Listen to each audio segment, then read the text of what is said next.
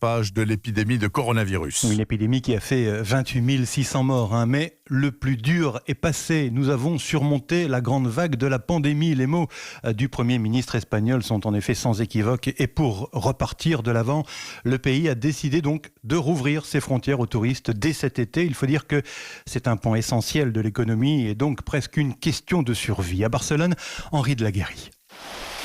Dans 5 semaines, les vacanciers étrangers pourront de nouveau profiter d'une paella en bord de mer à Barcelone ou d'une baignade. Pour les professionnels du tourisme, c'est un immense soulagement. Le secteur représente 13% des emplois. Marco Exposito, patron du Café Blue, va pouvoir réintégrer ses employés en chômage partiel depuis 2 mois et demi. C'est une super nouvelle parce qu'en ce moment, c'était gris le panorama. Il y a plein de gens qui vivent du tourisme, quoi. Les bars, les restaurants, les hôtels. Peut-être ils ont de l'oxygène si le tourisme commence à venir. Il n'y aura pas de quarantaine imposée aux touristes, mais d'importantes mesures de sécurité seront mises en place et détaillées dans les prochains jours. Les voyageurs devront sans doute se soumettre à un contrôle de température à la sortie de l'avion. L'accès aux plages sera encadré. Pour le Premier ministre Pedro Sánchez, l'Espagne doit être une destination sûre d'un point de vue sanitaire.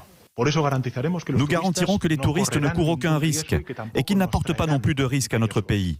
Celui qui viendra en Espagne pourra compter sur un pays avec des garanties sanitaires, engagé dans la sauvegarde de notre planète. Et pour éviter de prendre du retard sur l'Italie ou la Grèce, Pedro Sánchez a donc invité les étrangers à réserver dès maintenant leurs vacances en Espagne. Barcelone, Henri de la Guérie, Europe 1. Et autre signe que le déconfinement se